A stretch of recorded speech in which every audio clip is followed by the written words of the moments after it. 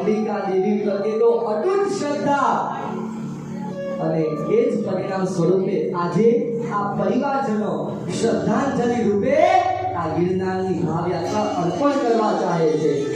ખૂબ જ સુંદર ભાવો છે. ખૂબ ખૂબ અનુમોદના આ પરિવારજનોને છે. ધ્યાનથી સાંભળજો. છઠ્ઠા આરામાં 7 હાથની ઊંચાઈ વાળો એસી શત્રુંજય તીર્થ વિદ્યમાન રહેશે તો એ તીર્થ કરતા 2 કરોડ 4 કરોડ 6 કરોડ નહીં, 8 કરોડ 10 કરોડ કે 15 કરોડ નહીં, 20 કરોડ 30 કરોડ કે 40 કરોડ નહીં, 50 ગણા કરતા વધુ મોટો છઠ્ઠા આરામાં શત્રુંજય તીર્થ 7 હાથની ઊંચાઈનો રહેશે. એ વખતે શ્રી ગિરનાર મહાતીર્થ 400 હાથની ઊંચાઈનો રહેશે.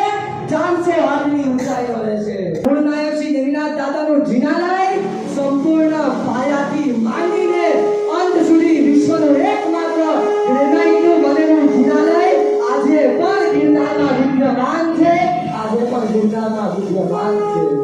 અત્યારના લગભગ ભગવાન વસ્તુપાલે, તેજપાલે, કુમારપાળ રાજાએ, ઝઘડુ સાહેબ, બધી આપણે કહી શકીએ સંપ્રતિ રાજાએ ભરાવેલા છે, એટલે કે મનુષ્યોએ ભરાવ્યા છે.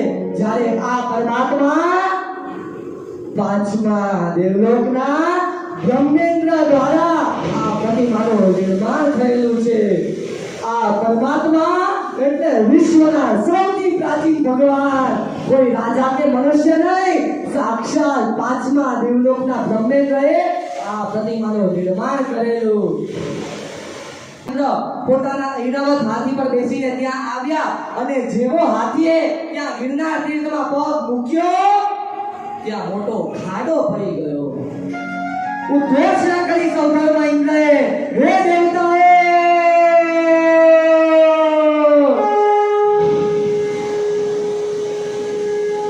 વિશ્વની 14,000 પવિત્ર નદીઓનું જળ આ કુંડમાં એકઠા કરજે.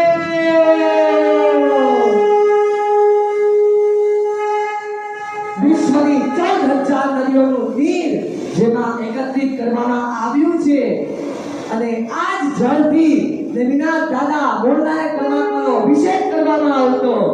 ઋષભદેવ દાદાના સમયમાં બનેલો એ કુંડ હજારો, લાખો, કરોડો, સેંકડો, અબજો વર્ષથી નહીં પણ અસંખ્ય વર્ષો પછી પણ આજના સમયમાં ગિરનાર તીર્થમાં આ રજપત કુંડ આજે પણ વિદ્યમાન છે. આજે પણ વિદ્યમાન છે. નાનપૂર્વ વાંચતે ગાજતે રજપત કુંડનું એ પવિત્ર જળ ગિરનારની તળેટીથી ગિરિરાજની તળેટી સુધી પહોંચ્યું. દેવીનાથ દાદાના દરબારમાં અભિષેકના મંગલમય સમયે સામુદાયિક શંખનાદ દેવીનાથ દાદાના દરબારમાં ફરી પાછું અભિષેકના મંગલમય સમયે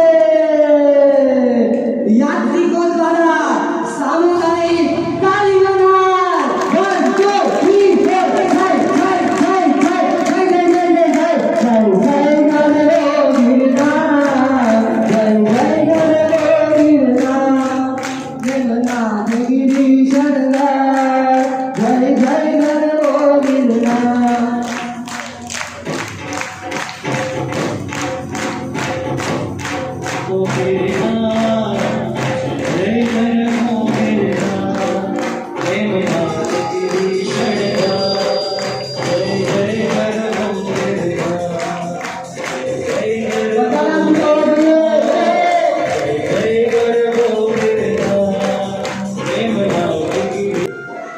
દેવીનાથ દાદાના મસ્તકે સફેદ દૂધની ધારા આંખ પર, નાક પર, ગાલ પર, હોઠ પર જ્યારે ધીરે ધીરે ધીરે વહેતી હોય, અરે પક્ષાલ કરનારને તો આનંદ થાય.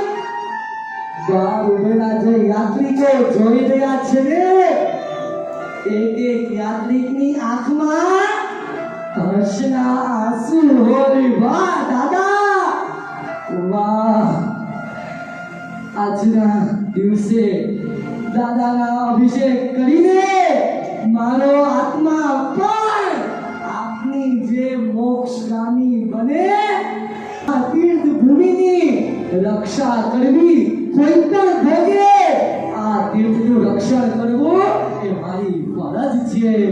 હે અંબિકા દેવી, મને સહાય કરજો.